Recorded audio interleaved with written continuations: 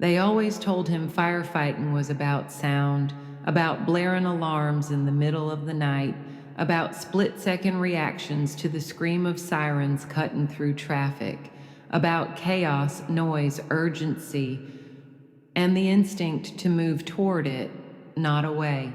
But for Liam Torres, the world didn't sound like that, because to him the world hadn't made a sound since he was 6. No whirring engines, no radio static, no shouts from across the fire line, just silence. And in that silence, people said there was no place for a firefighter. They told him sirens weren't optional, that you had to hear the danger to respond to it, that without sound, you'd always be one step too slow. He heard none of it, and still he moved forward, not out of defiance, but out of something deeper, a quiet belief that some people don't need to hear the call, because they're already running toward it. Everyone else raced toward the sirens. He became the reason they existed. It started like any other childhood illness. A slight fever, some dizziness, a trip to the pediatrician. Doctors said it was probably viral, nothing to worry about. But by the 3rd day, Liam stopped responding when his mother called his name, stopped turning his head to the sound of cartoons or footsteps or rain tapping on the window. He just stared out the hospital glass, wide-eyed, watching cars pass below, silent, still, listening for a world that had suddenly gone quiet. By the end of the week, the diagnosis came: sensorineural hearing loss. Total, irreversible. His mother wept into her sleeves. His father sat frozen in the hallway.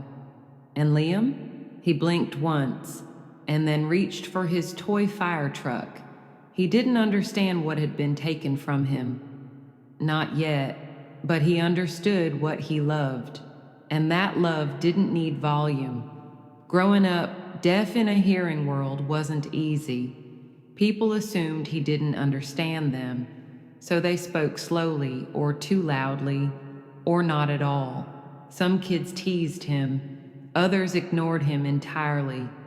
He learned early that silence could feel heavier than noise. At school, he struggled not because he couldn't learn, but because no one had ever been taught how to teach him. He was given worksheets when others had lessons, pushed aside in group projects, labeled special needs before anyone asked his name. But Liam didn't shrink. He adapted. He taught himself to read lips by watching movies with the sound off.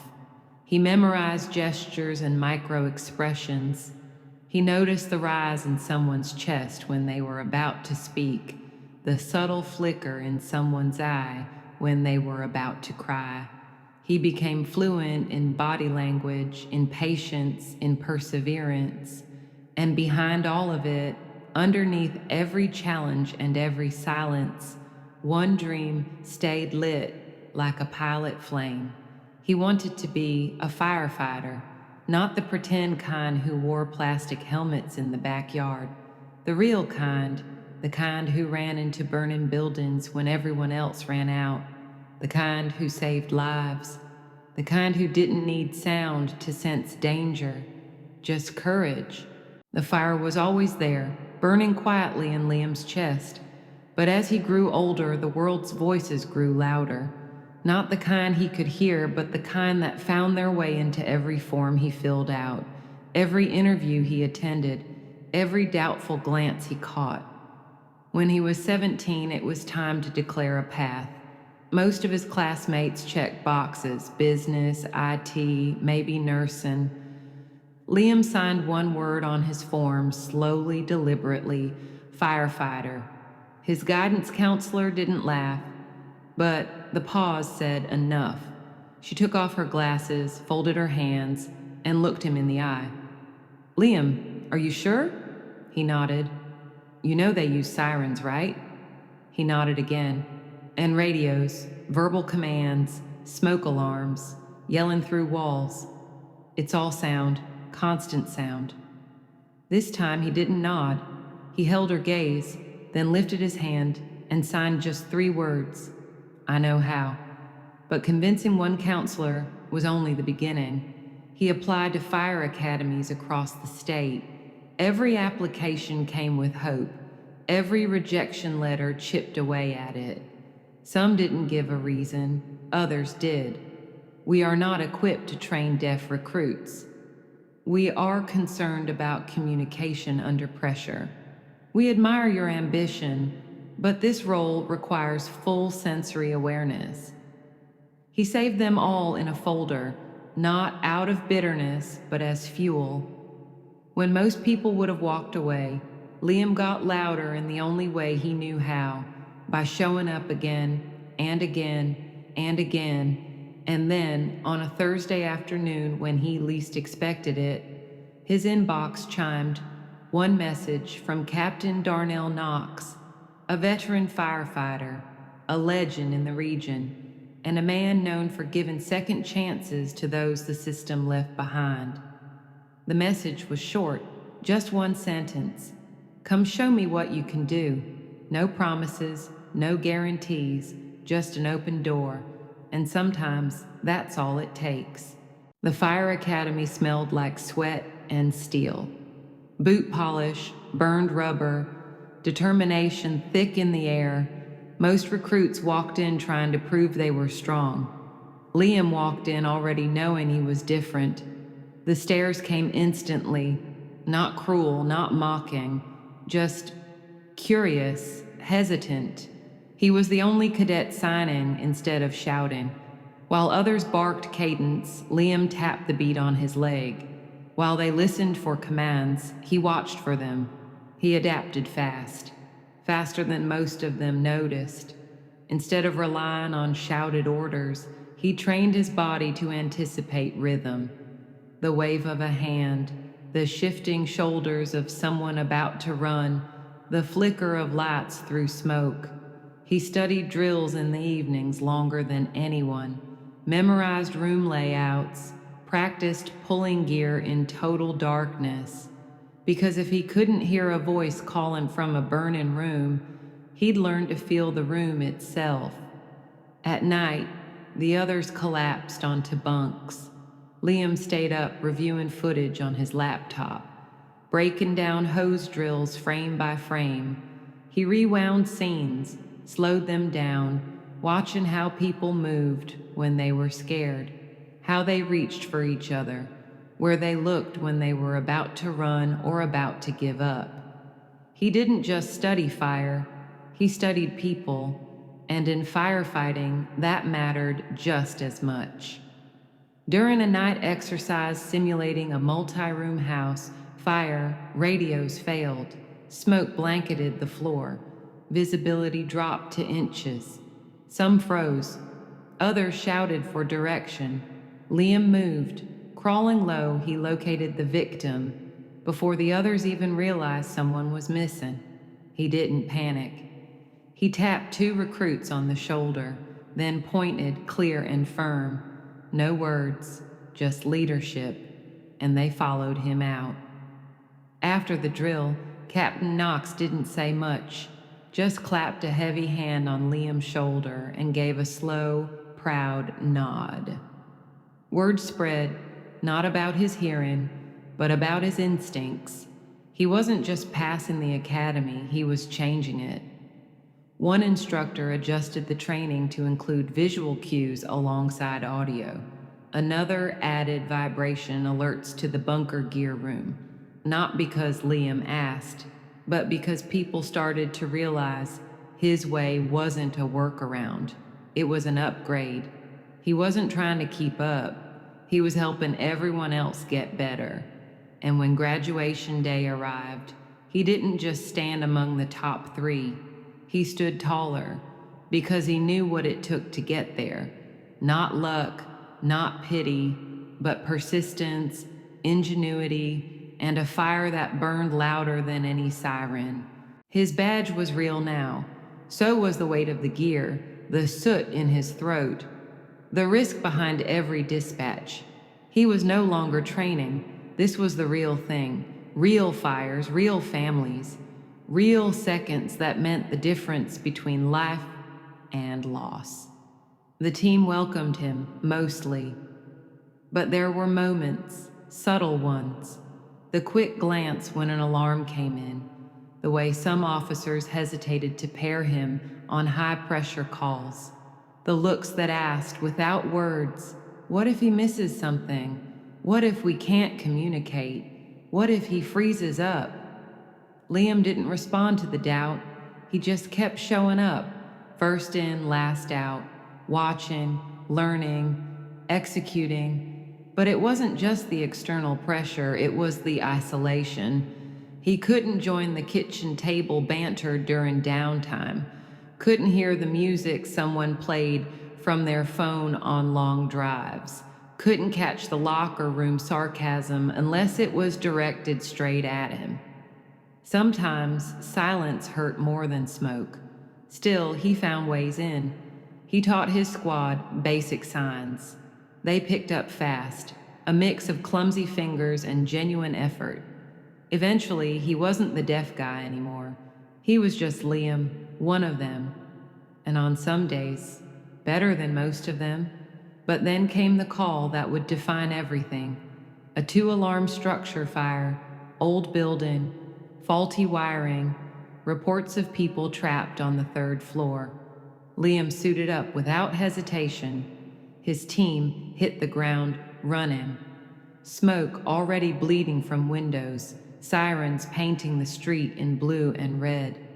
He couldn't hear the dispatch updates, but he'd trained for this. He watched every gesture, read the tension in his captain's stance. Once inside, visibility dropped to 0. Shouts echoed down the wrong hallways. The radios crackled, then died. Liam stopped, closed his eyes, felt the pull of something, the shift in pressure of air through a stairwell, a faint tremor in the floorboards above. He made the call, broke off from the group, found the family huddled in a back bedroom, a mother shielding 2 small kids with her arms. They were silent, terrified, frozen. He signed slowly, clearly, tugged at their arms, pointed to his chest, then to the floor. They understood. He carried one child in his arms, the mother clutching the other behind him. As they crawled through the hallway, the ceiling groaned above. A beam split, smoke thickened. Liam pushed forward, guiding them through instinct and touch alone. No words, just motion, just purpose. When they burst through the front door and into the open air, his team turned, eyes wide. He had brought them all out. Before anyone else even realized where they were, no sirens warned him, no voice led him. He just knew. That night, no one questioned his place again. Not ever.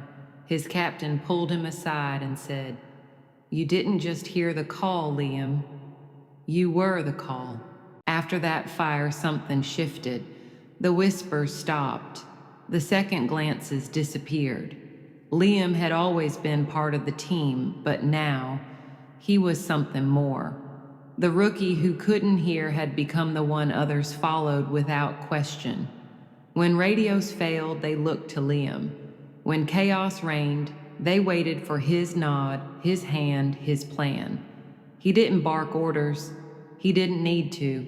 His presence calmed the storm, not because he was loud, but because he was clear. Word of his instincts spread. Other firehouses reached out, asking how to better support deaf trainees. Training officers began rethinking assumptions. Some even started adding visual drills to their routines, not just for deaf recruits, but because they made everyone sharper. Liam didn't stop there. He started working with engineers to create a new kind of response system. Vibration-based alerts synced to dispatch calls. Helmet visors that flashed color-coded signals. Wearables that pulsed to indicate direction and urgency. What started as an accommodation became an innovation. And the tech didn't just serve deaf firefighters, it helped during radio outages. It helped in loud environments where commands were missed. It helped in chaos because clarity saves lives. He published a paper, spoke at a conference, through an interpreter and a screen filled with gestures. Fire chiefs from across the state listened.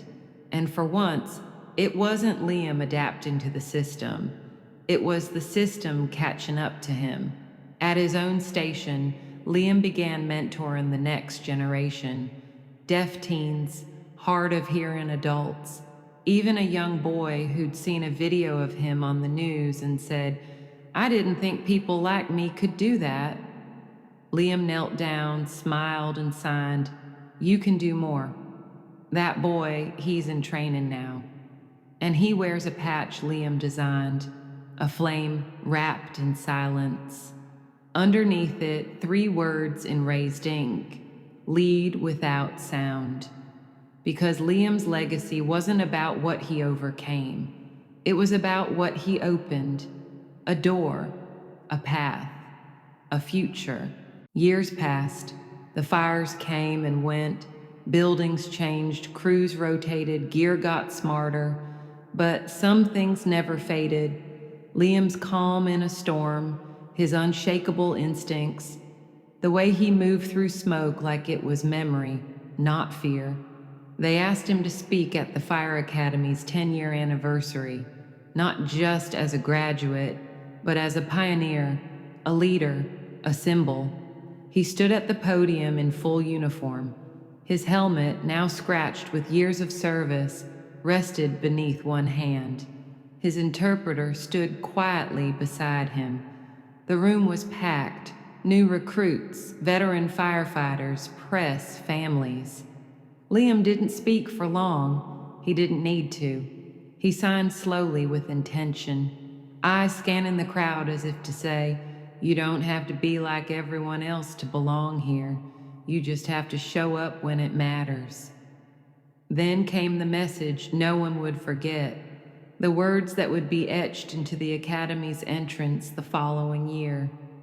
"You don't need to hear the call to answer it." Silence fell over the room, the kind of silence that didn't feel empty, but sacred. And in that moment, people understood. Liam wasn't great despite his deafness. He was great because of it, because it taught him to listen differently, to lead from presence, not volume, to move with clarity when others scattered. He gave others permission to trust their own quiet power. He showed a generation that strength doesn't always roar. Sometimes it listens. Sometimes it watches. Sometimes it moves through fire without ever making a sound. It was early morning, that quiet hour when the sky is still deciding between night and day. In a small town firehouse, hundreds of miles from where Liam once trained, a young recruit stood in front of his locker. His name was Mateo, 19. Hard of hearing since birth, he adjusted his turnout gear with careful hands, eyes flicking from the harness to the folded fireproof hood. He wasn't the fastest in the drills, wasn't the loudest in the room, but he watched everything, every cue, every twitch of muscle, every flickering light above the truck bay. Above his locker hung a framed photo. Liam Torres standing tall in full gear, helmet in hand, eyes steady, a quiet kind of strength radiating from the image. Beneath the photo, etched in silver, "You don't need to hear the call to answer it." Mateo reached up and touched the edge of the frame, just once. No words, only a breath. The captain called for roll. The engine rumbled to life. Mateo climbed in beside his crew, a deaf firefighter, riding toward a world that used to tell him he didn't belong. And somewhere in a different city, Liam sat on a quiet park bench, watching the sun rise behind the firehouse tower where it all began. He wasn't famous, didn't need to be, because legacy isn't always a headline. Sometimes it's a door you leave open. Sometimes it's a life you help light from a distance, in silence, like a flame passed carefully from one torch to the next. And now, the fire was in good hands. If Liam's story moved you, don't let it end here. Share it with someone who's ever been told they don't belong, someone who's been underestimated because of what they lack, when the truth is what they carry inside is more powerful than anyone knows. Tag a friend, leave a comment, tell us who in your life leads without sound, who shows up quietly, bravely, every single day. Because this world doesn't just need louder voices, it needs better listeners, sharper feelers, people who move through the fire with presence, not noise. And if you've ever been made to feel invisible, remember this: you don't have to fit the mold. You don't need to wait for permission. You don't even need to hear the call to answer it with everything you are.